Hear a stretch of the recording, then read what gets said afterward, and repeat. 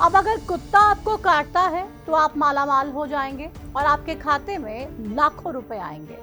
हरियाणा सरकार ने यह ऐलान कर दिया है कि अगर कोई कुत्ता किसी को काटेगा तो सरकार उसको मुआवजा देगी और मुआवजा भी छोटा मोटा नहीं बल्कि 3 लाख रुपए तक का मुआवजा सरकार ने देने का प्लान किया है। मतलब ये हुआ कि अब किसी को भी कोई भी कुत्ता काटे हर्जाना सरकार भरेगी, लेकिन इसमें हरियाणा सरकार ने कुछ शर्तें रखी हैं। इन्हीं शर्तों के बारे में वीडियो में आपको विस्तार से आज जानकारी देंगे। साथ ही बताएंगे कि हरियाणा में रोजाना कितने लोग कुत्तों के काटने से घायल होते हैं और कितने लोगों की मौत भी इन तमाम मामलों में देखने को मिलती है। नमस्कार, आपके साथ मैं हूं प्रतिमा दत्ता और आज बात फिर से उन कुत्तों की होगी जिन पर पिछले महीने केस चल पड़े थे और फिर सोशल मीडिया से लेकर सड़कों तक कुत्तों को इंसाफ दिलाने के लिए इंसानों ने गर्दा उड़ा दिया था। लेकिन इस बार बात कुत्तों को सड़कों से उठाकर शेल्टर होम्स में डालने की नहीं होगी, बल्कि इन्हीं कुत्तों से जुड़े हरियाणा सरकार के एक बड़े फैसले की होगी। उस फैसले की होगी जो हरियाणा के लाखों लोगों को राहत देता है और कुत्तों के काटने से जान गंवाने वाले लोगों के परिजनों को सहारा भी देता है। तो चलिए शुरू करते हैं इस वीडियो की सरकार के फैसले से। हरियाणा सरकार ने हरियाणा के लोगों को कुत्तों और बेसहारा पशुओं के हमलों से राहत देने के लिए एक बड़ी पहल की है।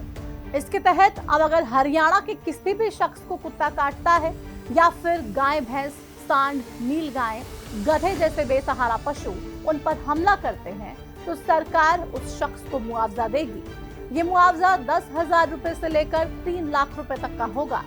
अब किस कंडीशन में 10,000 रुपए मिलेंगे और किस कंडीशन में 3 लाख रुपए, वो भी आप समझ लीजिए।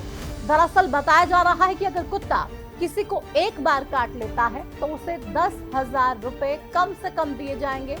इसके अलावा अगर कुत्ते के काटने से किसी की स्किन कट जाती है तो उसे 20,000 रुपए दिए जाएंगे।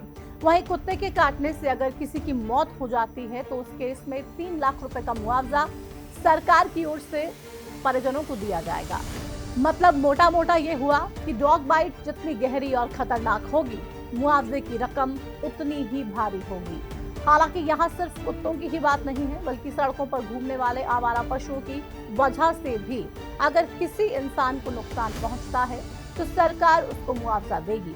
जैसे अगर किसी शख्स को राह चलते कोई सांड या फिर गाय, भैंस टक्कर मारती है और इससे वो 60% से ज्यादा विकलांग हो जाता है तो सरकार उसे आर्थिक मदद के तौर पर मुआवजा देगी। इस परिस्थिति में अगर मौत हो जाती है तो मुआवजा 3 लाख रुपए तक का मिलेगा। अब ये तो हमने आपको सरकार की ओर से मिलने वाले मुआवजे के बारे में बता दिया, लेकिन अब इस मुआवजे को लेने के लिए भी सरकार ने कुछ शर्तें रखी हैं। अगर ये तमाम शर्तें पूरी होती है किसी केस में तभी सरकार की तरफ से मुआवजा दिया जाएगा। पहली शर्त है 1,80,000 की आय। मतलब ये कि कुत्ते के काटने या फिर आवारा पशुओं के हमले से घायल होने वाले शख्स की सालाना आय जब 1,80,000 से कम होगी तभी उसे मुआवजा मिलेगा।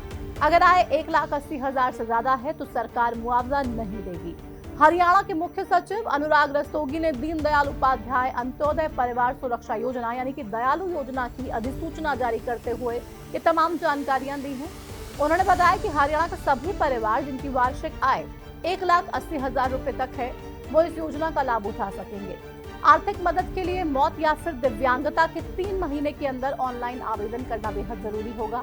इसके अलावा एक और शर्त है कि कुत्ता जब पब्लिक प्लेस में किसी को काटेगा तभी मुआवजा दिया जाएगा। अगर किसी की प्राइवेट प्रॉपर्टी पर कुत्ता काटता है तो उसका मुआवजा सरकार की तरफ से नहीं दिया जाएगा। हालांकि हरियाणा सरकार की योजना नई नहीं है, क्योंकि इस योजना की शुरुआत साल 2023 में तत्कालीन सीएम मनोहर लाल कर चुके थे। अब बस सरकार की ओर से इस पर संशोधन किया गया है। वहीं अब तक इस योजना के तहत हरियाणा सरकार प्रदेश के 36,651 परिवारों को कुल 1,380 करोड़ रुपए की सहायता दे चुकी है। मुआवजा उम्र की सीमा के हिसाब से दिया जाता है। जैसे 12 से 18 साल की उम्र पर 2 लाख रुपए तक का मुआवजा, 18 से ज्यादा उम्र के लोगों के लिए 3 लाख रुपए का मुआवजा जो है वो दिया जाता है। ये तो बात हो गई सरकार की योजना और कुत्तों के काटने या फिर आवारा पशुओं के मारने के बाद मिलने वाले मुआवजे की। लेकिन अब बात हरियाणा में कुत्तों के काटने के मामलों की कर लेते हैं।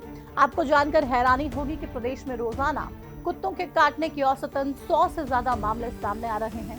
मीडिया रिपोर्ट्स के मुताबिक पिछले 10 साल में प्रदेश में 12 लाख से ज्यादा लोगों को कुत्तों ने काटा है। वहीं इस दौरान कुत्तों के काटने से 1000 से ज्यादा लोगों की मौत भी हो चुकी है। साथ ही डॉग बाइट से बड़ी संख्या में लोग स्थायी रूप से दिव्यांग भी हुए हैं। पिछले कुछ सालों के आंकड़ों पर नजर दौड़ाएं तो ये पता चलता है कि हरियाणा में साल 2022 से लेकर अब तक 1,46,731 लोगों को कुत्ते काट चुके हैं। रिपोर्ट्स के अनुसार 2022 में प्रदेश में 35,837 लोगों को कुत्तों ने काटा है। 2023 में यही आंकड़ा बढ़कर 42,690 हो गया। वहीं 2024 में इन आंकड़ों में बड़ी बढ़ोतरी दर्ज की गई और कुत्तों के काटने की संख्या 60,417 के पार पहुंच गई। वहीं इस साल अब तक 8,000 से ज्यादा लोगों को कुत्ते काट चुके हैं। सिर्फ हरियाणा ही नहीं बल्कि पूरे देश में कुत्तों के काटने की स्थिति वाकई में बेहद ही गंभीर और डराने वाली है। हमारे देश में अभी 6 करोड़ से ज्यादा आवारा कुत्ते हैं और इन कुत्तों के काटने के हर साल लाखों मामले सामने आते हैं। ये data pet homelessness index of India की ओर से जारी किया गया, जिसमें यह भी बताया गया कि 2025 में अब तक कुत्तों के काटने के 4,29,000 से ज्यादा केसेस सामने आ चुके हैं। 2024 में कुत्तों ने 37,15,713 लोगों को काटा। 2023 में कुत्तों के काटने के 30,52,521 मामले सामने आए और 2022 में ये आंकड़ा 21,90,000 के पास पहुंच गया। इन आंकड़ों से ये अंदाजा लगाया जा सकता है कि हमारे देश में साल दर साल कुत्तों के काटने के मामले कितने बढ़ते जा रहे हैं। मीडिया रिपोर्ट्स के मुताबिक भारत में आज हर साल 20,000 लोगों की मौत रेबीज से हो जाती है।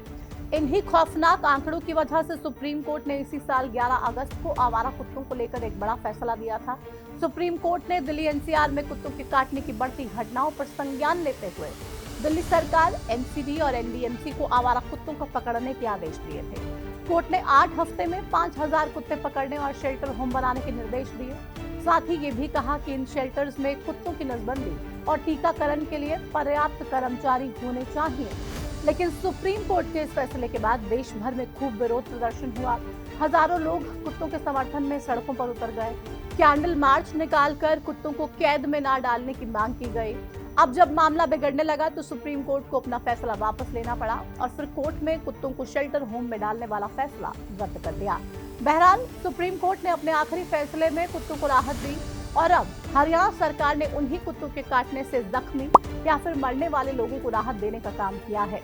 आपको हरियाणा सरकार का यह फैसला कैसा लगा और क्या मुआवजे की रकम सरकार ने सही रखी है या फिर नहीं? कमेंट सेक्शन में जुड़िए और बताइए। इस वीडियो में फिलहाल इतना ही। मुझे दीजिए इजाजत। नमस्कार।